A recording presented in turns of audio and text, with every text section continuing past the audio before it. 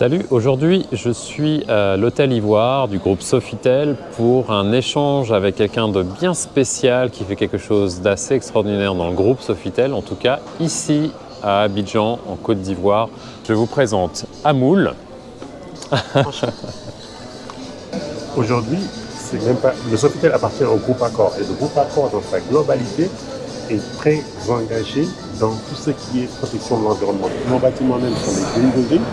C'est des bâtiments qui respectent l'environnement, qui ne polluent pas. Et en termes d'énergie, on ne consomme pas énormément d'énergie.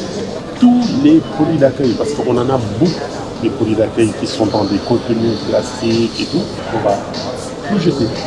Ici, d'une clé effectivement en plastique. Et ce qu'on a la plupart, maintenant, c'est ça. D'accord.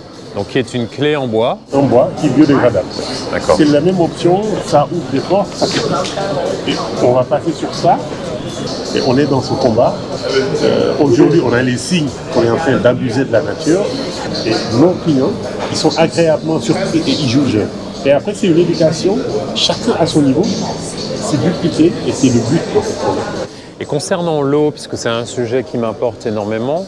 En fait, au fur et à mesure, on s'engage à avoir une gestion vraiment intelligente de l'eau et contrôlée. Chaque personne à son niveau est engagée dans ça. Pour moi, c'est effectivement ça, le réel impact, c'est de dire qu'il y a une entreprise ou un groupe ou peu importe une activité qui arrive à changer les mœurs et à éduquer ou en tout cas rééduquer leurs clients. Et pour moi, c'est essentiel. Au moins, il y a des groupes et des grosses entreprises comme la vôtre qui font attention et qui arrivent à changer les mœurs. Et ça me touche et ça me fait plaisir. Donc merci.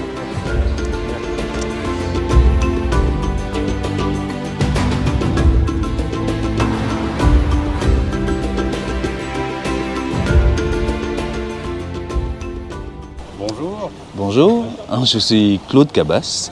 Je suis chef du service des économies d'eau à l'Office national de l'eau potable. Mon objectif est de réduire au maximum les pertes d'eau, que ce soit à l'intérieur des établissements publics ou sur les conduites publiques, parce qu'on ne peut pas dire qu'on essaie d'améliorer l'accès à l'eau potable aux personnes pendant que lorsqu'il y a de l'eau, on se met à la gaspiller sans savoir ce qu'il adviendra.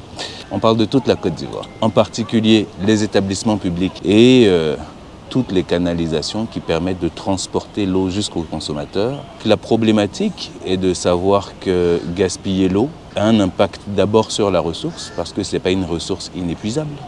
C'est une ressource qui a besoin de traitement pour être distribuée, donc ce sont des coûts qui sont gaspillés. Et d'autre part, quand on parle d'économie d'eau au niveau des établissements publics, il s'agit d'une facture d'eau de l'État qui est très très élevée. On parle même d'une moyenne de 60 à 70% de gaspillage sur la facture d'eau annuelle. Il y a une vraie éducation à faire. Nous passons d'abord par la sensibilisation et l'eau fait partie des 4 piliers de la sécurité alimentaire.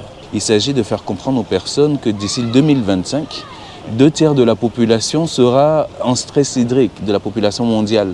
Donc est-ce qu'on a besoin d'attendre, d'avoir ce problème à confronter avant de prendre des habitudes et des bons comportements vis-à-vis de la gestion rationnelle de l'eau? Nous trouvons des solutions pour alimenter tous les ménages.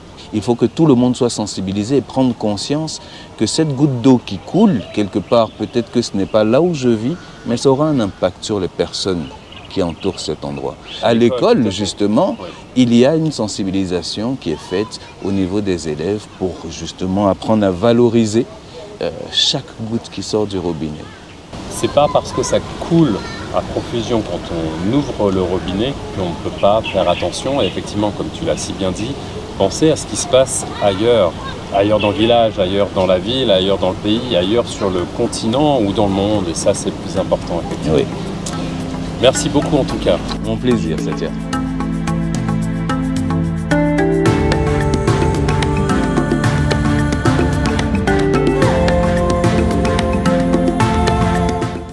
Alors j'arrive à la frontière entre la Côte d'Ivoire et le Ghana.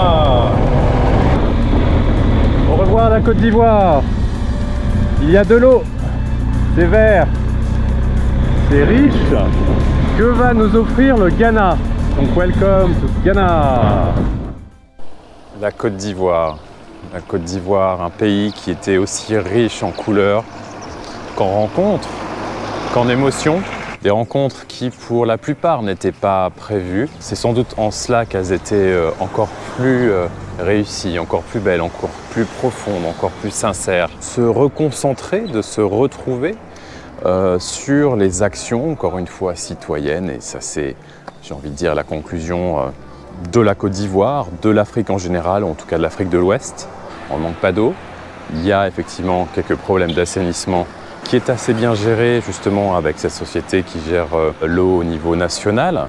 Pour pouvoir opérer certains changements de certaines mauvaises habitudes, il faut malheureusement une carotte.